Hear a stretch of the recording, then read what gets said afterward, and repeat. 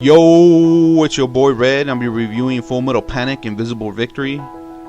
13 years after second raid, we finally get a season 4.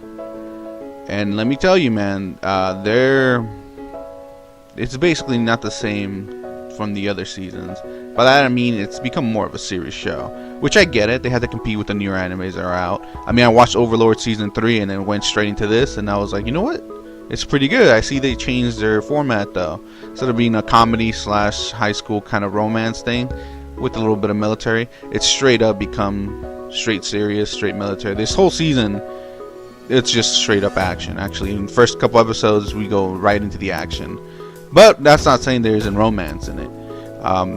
After protecting Chidori for I guess it was 9 months now, they talk about it in the show. They're finally expressing their feelings a little bit more by holding hands, and generally actually even I think they're dating. Especially the way it ends, I think they're dating. But with all that being said though, through the last events, the last 2 bad guys are defeated. I forget, Galron and that one crazy fool. Amalgam has stepped up their game, and they're literally not going to take no more shit. They literally launched out an all-out war against Mithril. And it's up to everyone in Mithril, all our characters, especially some that have ranked up, to defend everyone from the attack on Amalgam. And Amalgam has enormous resources. It's insane. They even explain it in the show, which is pretty crazy. With all that being said, though, all our characters do return. Some don't get as much screen time as others, like the ones in school and stuff. But it doesn't matter. And we get some new characters. Also, for people that watch the dub version like I do, there's some voice actor changes, but I mean, come on, 13 years ago, yeah, you gotta have some changes in there. But yeah, no, that's basically the premise of the show. Our Mithril has become guerrilla warriors due to the whole fact that you guys will see in the anime. Some of the new characters are actually pretty cool. During the events of season 4, I guess this is season 4, right? There's some new characters that I actually enjoyed watching, and I liked. It was pretty cool, interesting, especially the whole the arena where the mechs fight, and that's where Sosuke goes to basically get some money and do what he needs to do for the season. He meets people like Lemon and Nami. Lemon is some photographer, hidden identity we don't know yet until you watch the show.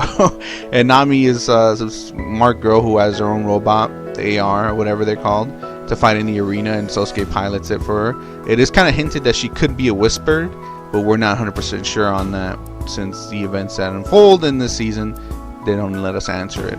One of the main character bad guys is Leonard Testarossa, which is Testarossa's little older brother. He basically is an agent for an Amalgam. He's basically the main bad guy of this season, and this fool is crazy. But not as crazy as Kurama, who is basically a sub, bad guy. Apparently he came out with Garon in season 1 somewhere. I don't remember. I gotta watch it again. A lot of characters come out in the show from season 1, and he's apparently one, but not much, to speak about that guy.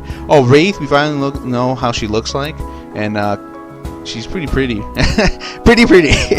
And the character next to her is I actually had to figure out who she was. Is Kudan Mira. She's actually the Whisper that Sosuke saves in season 1 and episode 1 in the beginning.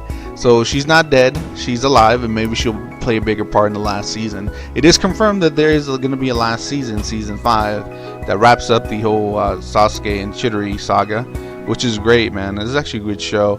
And I can't believe I've been waiting this long for this season, and it actually did deliver. I enjoyed this season a lot, actually. Like I said, I watched season 3 of Overlord. If you guys haven't watched Overlord, that's a fucking crazy ass show, right?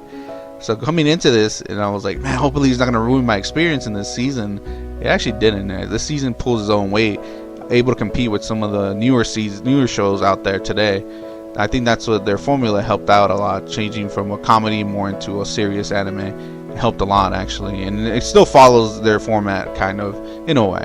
But with all that being said, what would I give this season? I would give it a fucking 8 out of 10, man. Loved it. I probably had to watch the 2 previous seasons again to see more of the characters that come out in this show, because I think it's more reminiscing, and I'm totally missing a lot of the characters.